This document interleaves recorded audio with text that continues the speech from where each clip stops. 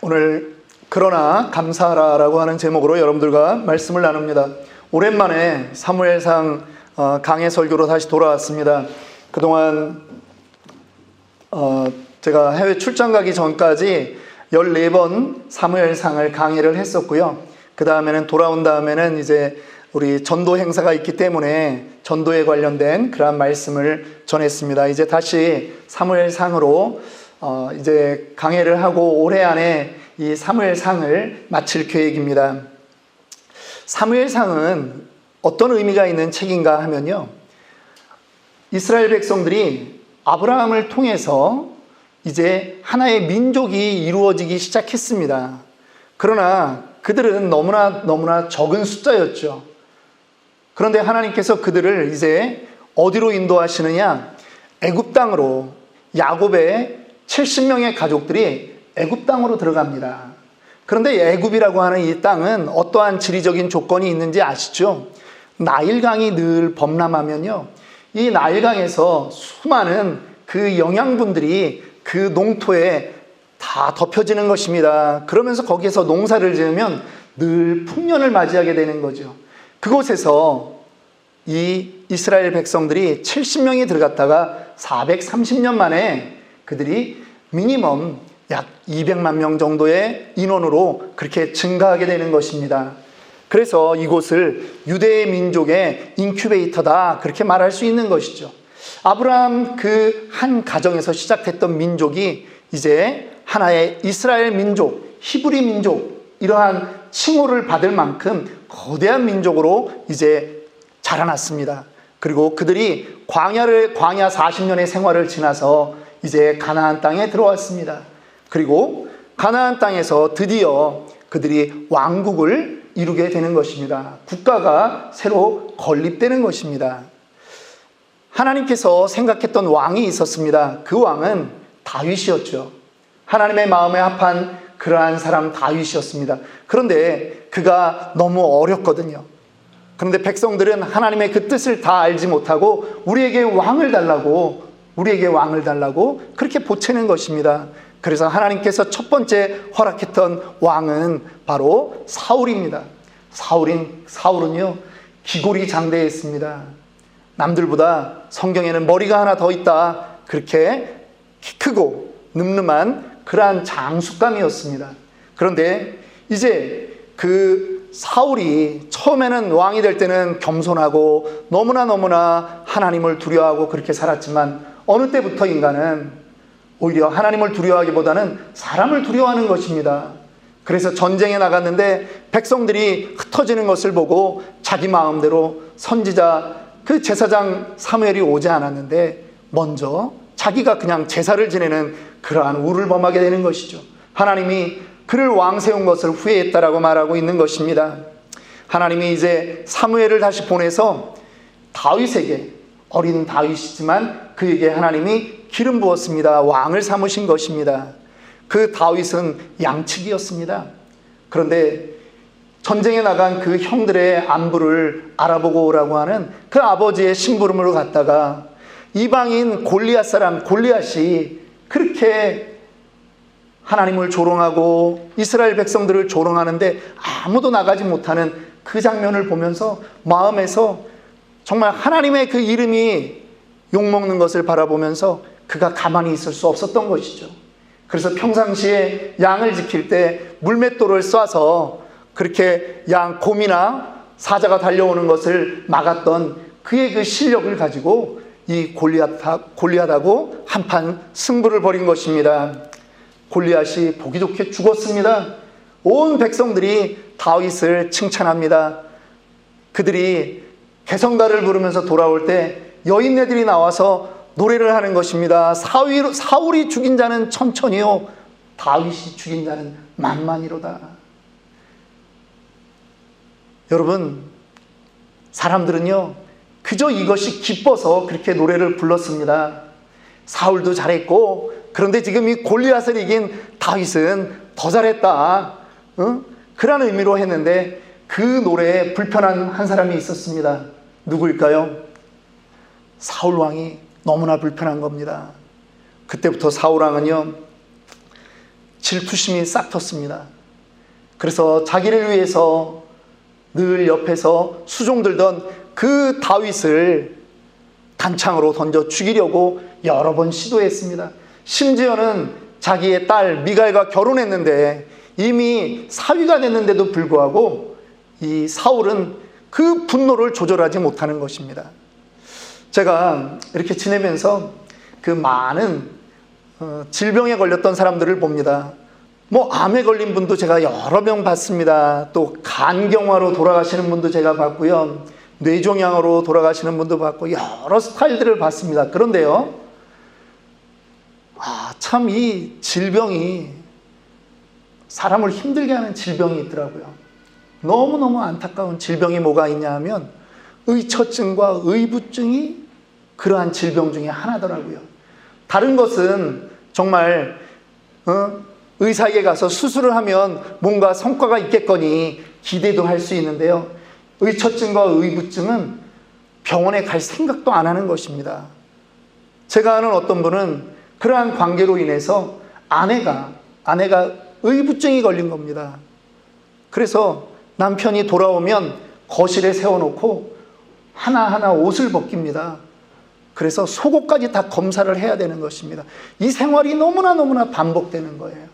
결국은 그 부부가 이혼할 수밖에 없었던 그러한 사실들을 들은 적이 있습니다. 또 제가 아는 의처증이 있는 분이 있습니다. 아내를 가만 놔두질 않습니다. 숨을 못 쉬어요.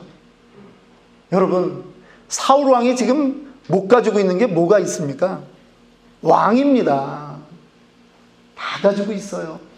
그런데요, 질투가 올라오고 이러한 마음이 생기니까 그가 살인을 서슴지 않는 것입니다. 다윗이 그 자리를 피해서 도망갈 수밖에 없는 것이죠.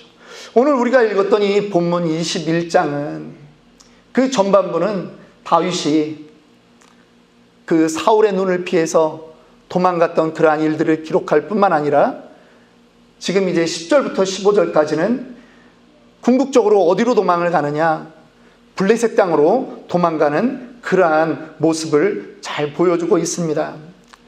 사무엘상 20장 31절을 보니까요, 사울 왕이 이렇게 말하는 것입니다.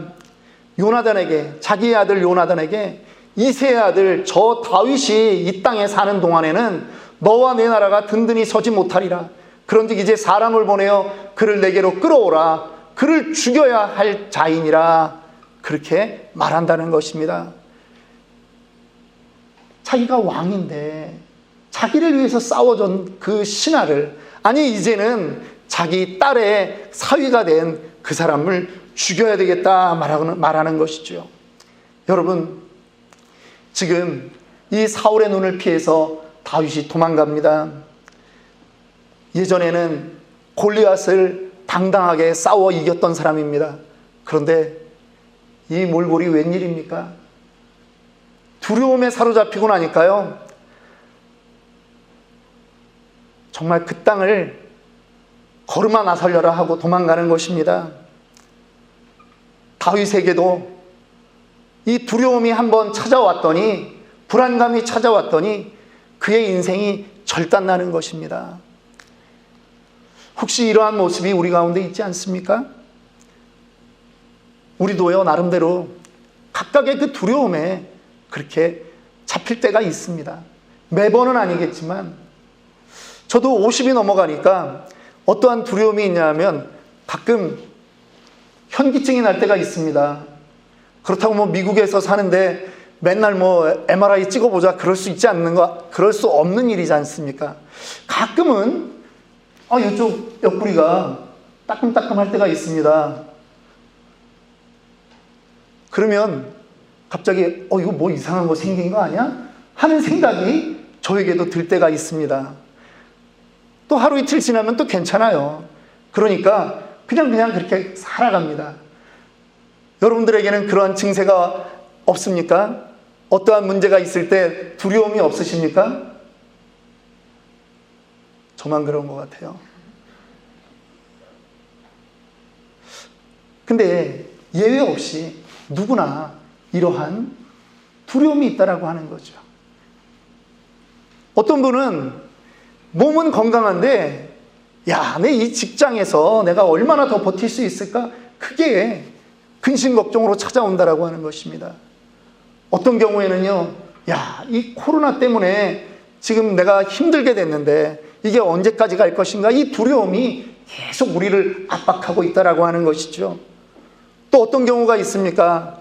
사람들과의 관계가 있는데요, 괜히 이 관계가 소원해지고 누군가가 나에게 전화를 해오지 않으면, 아침에 일어났는데 카톡에 진짜 아무런 그 숫자가 써 있지 않으면 야, 이거 내가 잘 살고 있는 건 맞아? 라고 하는 생각이 들 때도 없지 않아 있는 것입니다. 우리는 모두 이렇게 두려움이 있습니다. 그래서 이 두려움 때문에 생긴 사업이 하나 있는데 그게 보험이라고 하는 것이지 않습니까? 제가 아는 분은요, 제가 아는 보험만 해도 한 7개를 들어놓으셨습니다. 그렇다고 그분이 결코 늘 평안한 분은 아닙니다. 제가 압니다. 여러분, 보험에 들어놔도 우리가 보험 때문에 나는 그러면 안심이다, 두려움이 없다, 행복하다, 이럴 사람은 아무것도 없는 것입니다. 두려워하는 나 자신의 모습을 살펴보다 보면요, 가끔 이런 생각이 들 때가 있습니다. 아니, 내가 지난주에 주님이 나의 전부입니다라고 하는 그 고백이 지금 맞는가? 우리는 지난번에 9월 달에요, 5주에 걸쳐서 5가지 확신에 대해서 저희가 함께 나눴던 그러한 부흥회를 가졌던 시간이 있습니다. 그때는 그 확신이 전부 다 나에게 있는 줄 알았습니다. 그런데 두려움이 엄습하면 확신은 온데간데 없고 나에게 부들부들 떨만한 그 두려움만 남게 된다라고 하는 것이죠. 다윗이 그랬습니다. 사울이 두려웠습니다. 그래서 도망을 갔습니다. 도망가면서도 생각하는 것입니다. 어디로 가야 우리 사울왕이 나를 못 잡을까? 그래서 그가 선택한 곳이 어딘지 아십니까? 블레셋 땅이라고 하는 곳입니다. 지도를 한번 보여주세요. 블레셋 땅은요, 지금이 우리 사해 쪽 옆에 예루살렘이 있습니다. 그런데 지금 그 녹색, 저 지중해 쪽 녹색 가드라고 쓰여져 있는 곳, 지금 그쪽으로 도망가는 것입니다. 거기는 블레셋 땅이거든요. 사울이 저쪽으로 가서 다윗을 잡겠다고 하면 무엇을 감수해야 되냐 하면 블레셋과의 전쟁을 감수해야 되는 것입니다. 그러니까 다윗이 지금 가드 땅으로 도망가는 것입니다. 여러분, 좋은 선택일까요? 혹시 여러분 이 가드가 누구의 고향인지 기억나십니까? 가드라고 하는 것은요, 골리앗의 고향입니다. 블레셋의 영웅이었던 그 골리앗의 고향으로 지금 급한 김에 숨어 들어갈 수밖에 없다라고 하는 것입니다. 블레셋 땅으로 말입니다. 이런 경우를 두고 우리는 여우를 피하려다가 호랑이를 만났다, 그렇게 말하는 거죠.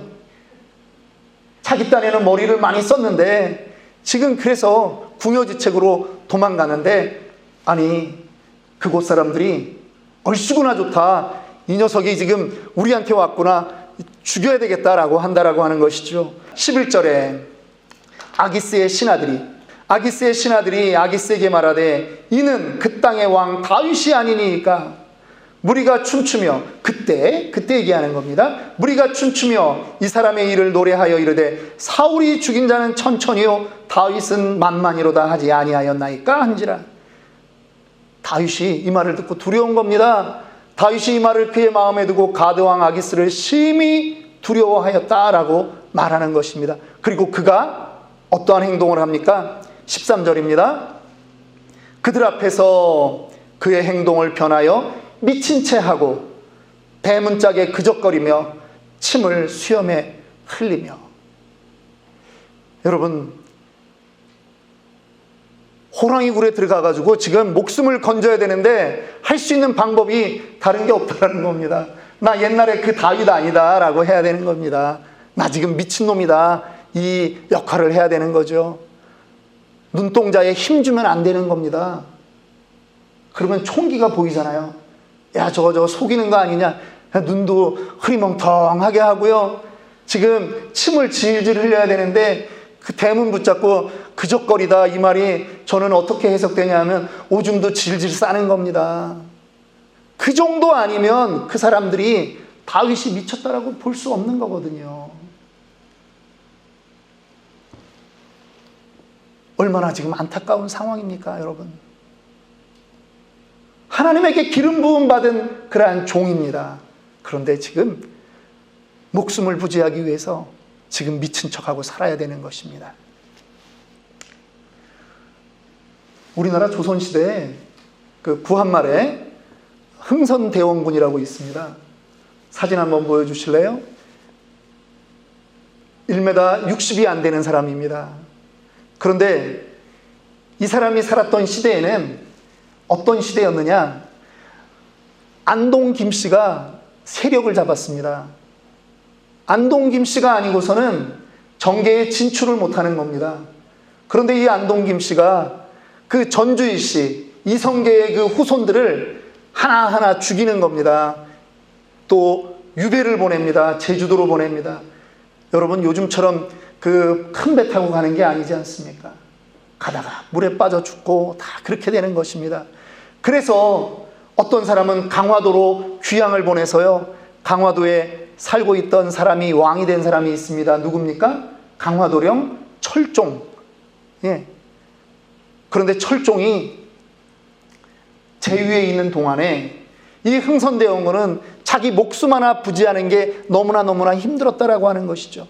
그래서 양반집들을 돌아다닙니다. 상갓집은 이 사람이 단골로 찾아갑니다. 미쳤다라고 하는 것을 보여줘야 됩니다. 어떻게 합니까? 술 먹고 오줌을 질질 쌉니다. 그리고요, 미친 척합니다. 다윗보다 더 리얼하게 했습니다. 그리고 그 길바닥에서 잠을 자는 겁니다. 그랬더니 사람들이 별명을 붙여줬습니다. 흥선대원군을 뭐라고요? 상갓집 개라고. 그러고 나서야 목숨을 부지할 수 있었던 시간을 살았습니다. 어느 날 철종이 후사가 없이 죽었습니다.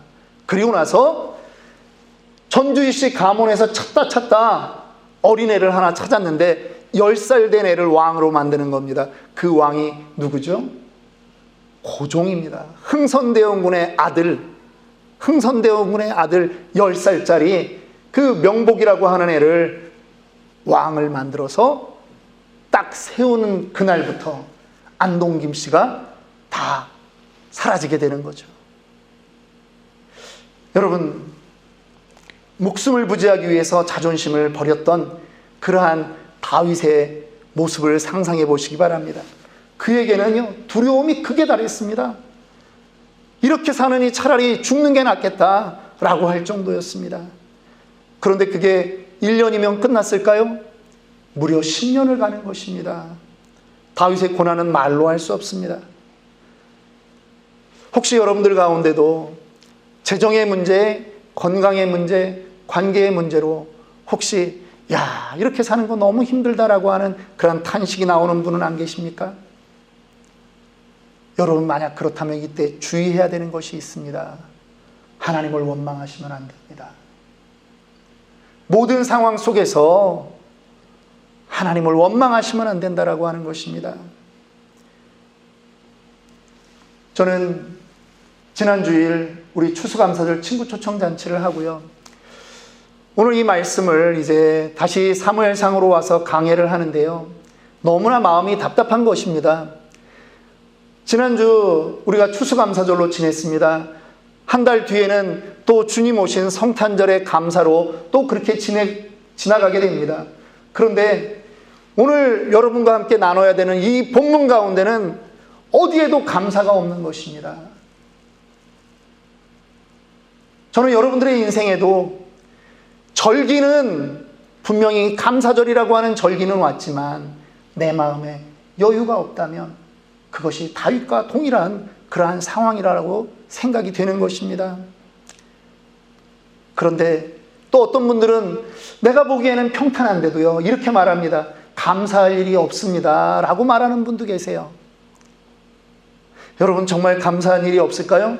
뒤집어서 생각해 보기 원합니다. 감사할 일이 없다라고 말하시는 분들은 대부분 그 삶에 업다운이 없다라는 얘기죠. 그냥 평탄하다라고 하는 말이죠. 여러분, 평탄한 것 모두가 소원하는 거 아닙니까? 평안을 모두 다 원하지 않습니까? 그런데 나는 생각해 보니까 업다운이 없어서 나는 감사할 게 없다. 그렇게 말하면 안 된다라고 하는 것입니다. 목사가 되면서요, 여러 번 임종하시는 분들을 이렇게 만나게 되었습니다. 임종하시는 분들을 이렇게 뵈면요, 여러분, 마지막에는 자기가 숨을 못 쉽니다. 여러분들 지금 여기에 산소호흡기 꽂고 있는 분 없습니다. 그런데요, 그때가 언제일지 모르지만 마지막이 될 때는 오늘 숨 쉬는 이 숨도 내 능력으로 쉴 수 없는 때가 온다라고 하는 것이죠. 어느 분이 임종을 앞뒀는데요, 또 가서 얼굴을 뵈는데 그분이 왔느냐고 하면서 눈을 뜨려고 하는 것입니다. 근데 이 눈꺼풀이 얼마나 무거운 줄 아십니까? 눈을 못 뜹니다. 평범한 것 하나도 없습니다. 평범한 것 하나 없습니다. 조금 전에 우리가 은혜라고 하는 찬양을 불렀습니다. 여러분, 봄, 여름, 가을, 겨울이 가는 것, 그리고 내가 그냥 살아 숨쉬는 그것, 너무나 평범한 것 같죠? 아닙니다. 그렇지 않습니다. 그래서 어떤 사람들은 그 평범함의 감사를 모르다 보면 나에게 닥쳐오는 그 불안감과 공포 때문에 하나님을 원망할 때가 있다라고 하는 것입니다. 다윗은 하나님을 원망하기에 충분한 조건을 가지고 있었습니다. 그럼에도 불구하고 다윗은 어디에서도 하나님을 원망하지 않는 것입니다. 그는 하나님을 오히려 붙잡는 것이죠. 오늘 이 사무엘상에서는 다윗의 심정을 우리가 다 읽을 수 없습니다. 그런데 다윗이 그 도망다니던 시절에 썼던 것으로 기록되어 있는 그 시편 13편을 보면 다윗이 이렇게 기록하고 있습니다. 여호와여, 어느 때까지니까 나를 영원히 잊으시나이까? 주의 얼굴을 나에게서 어느 때까지 숨기시겠나이까? 나의 영혼이 번민하고 종일토록 마음에 근심하기를 어느 때까지 하오며 내 원수가 나를 치며 자랑하기를 어느 때까지 하리이까? 여호와 내 하나님이여, 나를 생각하사 응답하시고 나의 눈을 밝히소서. 두렵건대 내가 사망의 잠을 잘까 하오며, 내가 죽겠다는 거죠. 두렵건대 나의 원수가 이르기를 내가 그를 이겼다 할까 하오며, 내가 흔들릴 때에 나의 대적들이 기뻐할까 하나이다. 다윗이 자기의 심정을 이렇게 노래로 부른 것입니다. 그러면서도 5절 6절에 다윗은 고백합니다. 우리 다 같이 한번 읽어봅시다. 나는 오직 주의 사랑을 의지하여 싸우니 나의 마음은 주의 구원을 기뻐하리이다. 내가 여호와를 찬송하리니 이는 주께서 내게 은덕을 베푸심이니이다. 아멘. 다윗이 고백하는 겁니다. 우리보다 원망을 하면 더 많은 원망을 할 수 있는 다윗인데요, 그가 하나님에 대한 희망을 놓지 않는 것입니다. 쫓겨다니는 신세입니다. 고통에 몸부림치는 신세인 것입니다. 하루 이틀이 아니라 무려 10년이라고 하는 시간입니다. 그런데 그가 하나님을 붙잡는 것입니다. 하나님을 찬송하겠다라고 하는 것입니다. 하나님은 여전히 나에게 선하시다라고 그가 믿고 가겠다라고 하는 것입니다. 이것이 신자의 고백이요 신자의 특권인 줄 믿으시기 바랍니다. 시편 100편 역시 다윗이 쓴 시입니다. 온 땅이여 여호와께 즐거운 찬송을 부를지어다. 기쁨으로 여호와를 섬기며 노래하면서 그의 앞에 나아갈지어다. 여호와가 우리 하나님이신 줄 너희는 알지어다. 그는 우리를 지으시니요 우리는 그의 것이니 그의 백성이요 그의 기르시는 양이로다. 믿으십니까? 하나님이 우리의 목자이심을 여러분 믿으십니까? 그분께 나아갈 때 우리에게 필요한 것이 있습니다. 그의 궁전에 들어갈 때 우리에게 필요한 것이 있다라고 하는 것입니다. 감사함으로 그의 문에 들어가며 찬송함으로 그의 궁전에 들어가서 그에게 감사하며 그의 이름을 송축할지어다. 여호와는 선하시니 그의 인자하심이 영원하고 그의 성실하심이 대대에 이르리이다. 말씀을 마칩니다. 하나님께 나아가는데 여러분 패스워드가 있습니다. 그런데 그게 무엇인지 아십니까? 찬송과 감사입니다. 오늘 여러분이 살아가는 이 현실, 감사할 게 없다, 힘들다라고 하는 그때일지라도 그러나 감사하셔야 됩니다. 그러나 찬송하셔야 됩니다. 이것이 하나님과 우리가 대면하는 그러한 패스워드요, 비밀번호인 것입니다. 찬송에는 능력이 있습니다. 감사에는 능력이 있습니다. 마귀 사탄이 떠나갑니다. 우리를 불평불만하게 하는 그 모든 것들이 찬송 앞에 떠나가는 줄 믿으시기 바랍니다. 여러분, 감사하면요 얼굴이 펴집니다. 이 세상 살면서 펴지지 않으면 죽는 게 두 가지가 있는데요, 첫째는 낙하산이 펴지지 않으면 죽습니다. 그리고 사람들의 얼굴이 펴지지 않으면 그 얼굴은 죽은 얼굴입니다. 옆에 분 마지막으로 한번 보면서 오늘이 끝이 아니라는 그 마지막이 아니라 설교를 마치기 전 마지막이라는 얘기입니다. 얼굴 한번 보면서 찬송합시다 이렇게 이야기합니다. 감사합시다. 예, 얼굴 펴져 있습니까? 예, 얼굴 펴지지 않으면 죽습니다. 낙하산 되는 겁니다. 예. 감사는요 조건이 있어서 감사하는 게 아니라 결정하는 것입니다. 나는 감사하기로 결정했다라고 하는 것입니다.